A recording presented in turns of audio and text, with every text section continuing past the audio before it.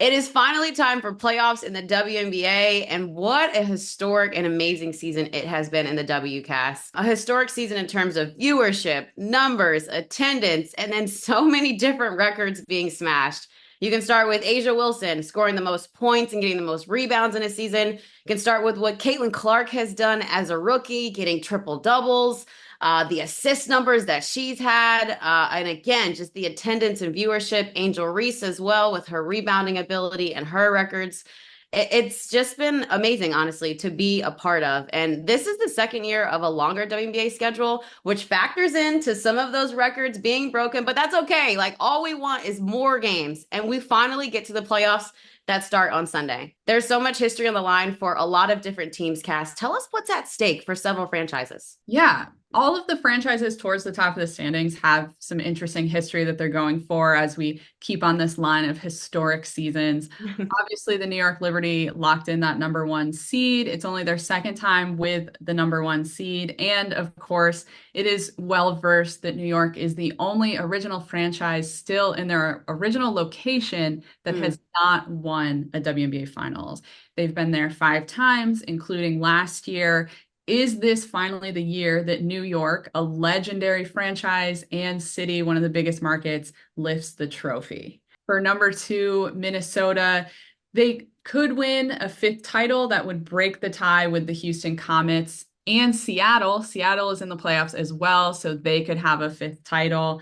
All of those franchises did it in very different ways. Houston won the first 4 championships. Obviously, that franchise is now defunct, although maybe that'll be the next expansion.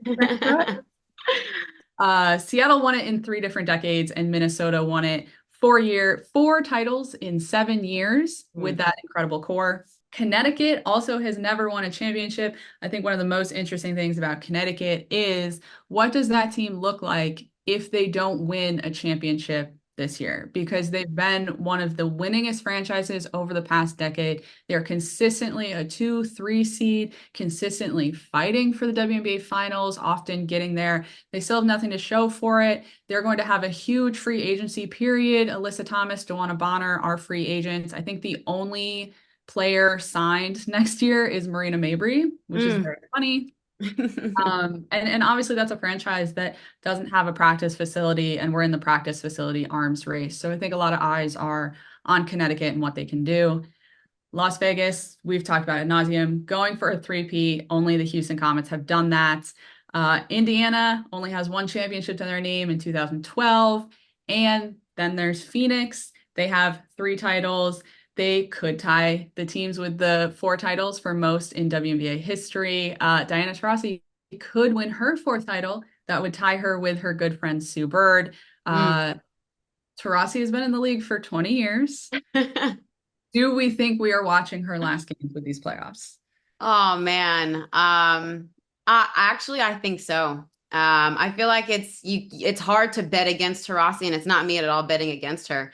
I just think she has done everything possibly she could have in this league. The all-time score, like you talked about, the amount of championships she's won, the longevity, beating the mother or father of time.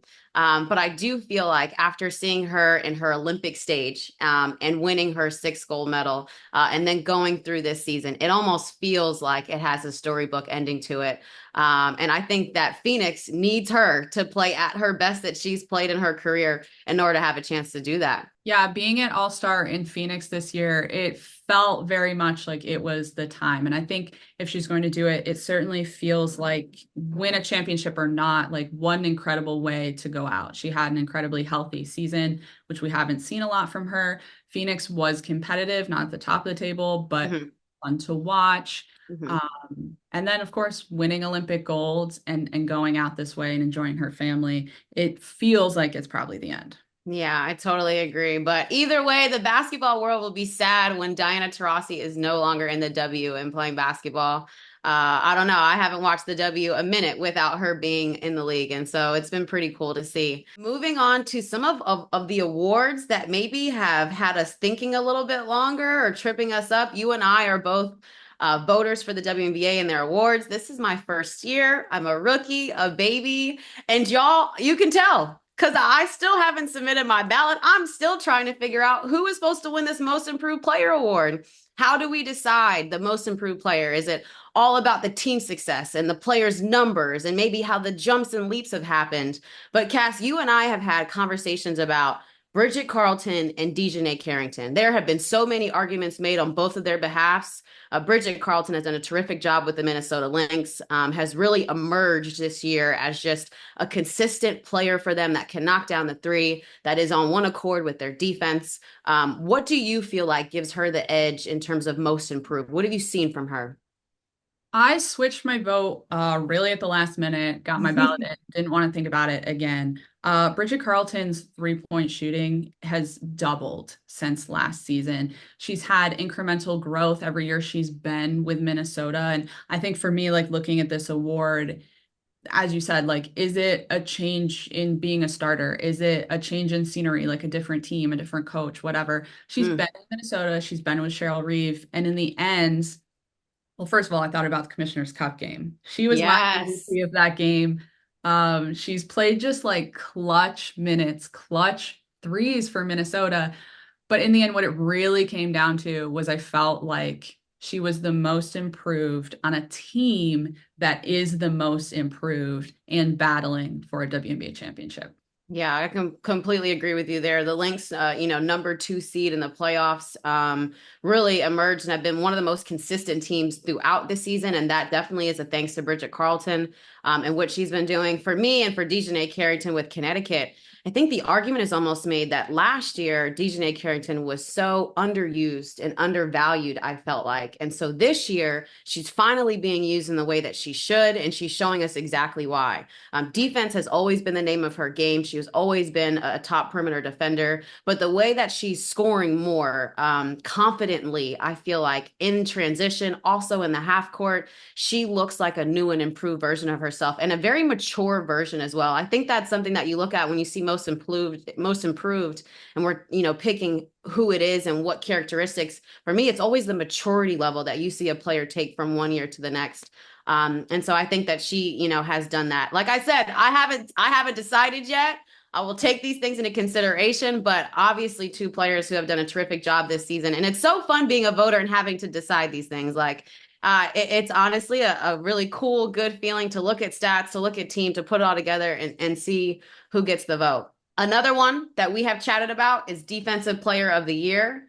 For those who know the name A'ja Wilson, you may think that she should have been a lock to this, or she should be a lock to this. Would be her third time winning Defensive Player of the Year. She leads the league in rebounding. She's in the top five as well in steals per game. But I actually have a different pick for this one, folks. I am going with Napheesa Collier of the Minnesota Lynx.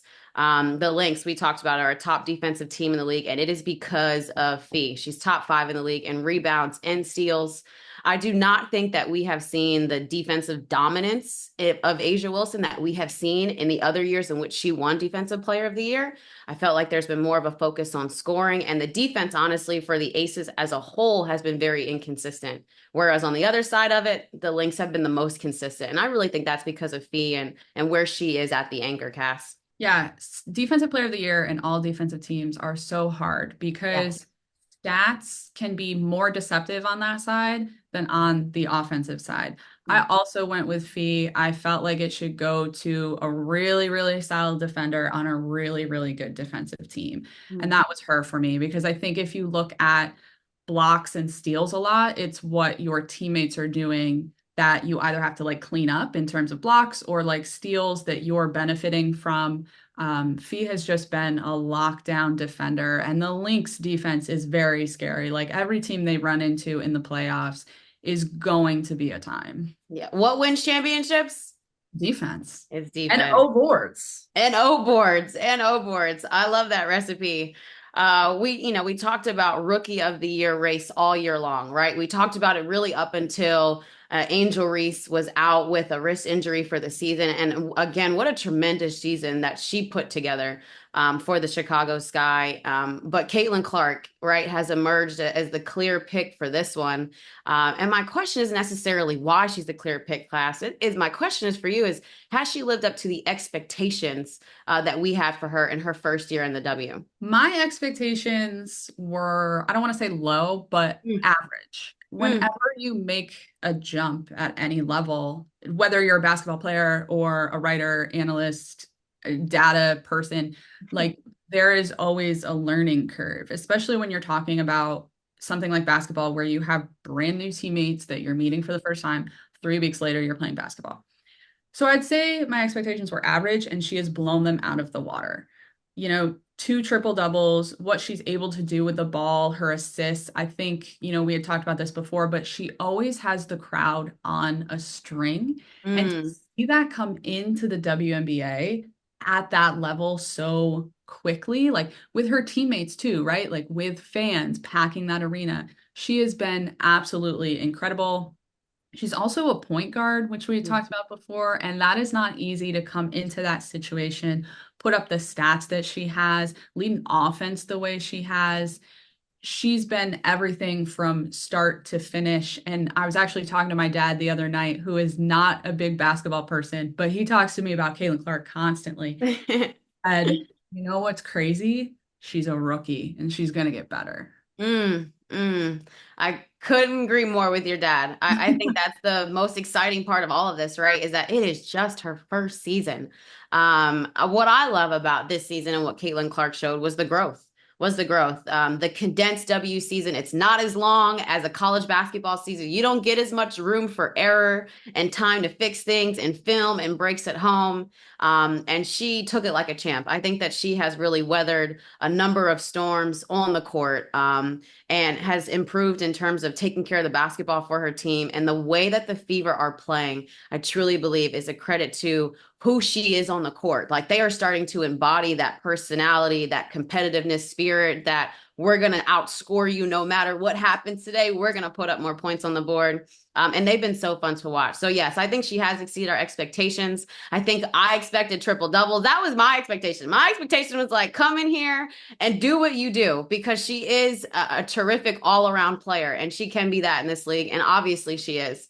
So I think she's put together a fantastic season and definitely has exceeded some of those expectations. Cass, I tell you what, I think the W actually as a whole exceeded expectations this season. It has been so much fun to follow the stories, follow the players, watch all the games, see all the coverage continue to grow, and finally playoffs start this Sunday in a best of 3 series. We can't wait to tune in.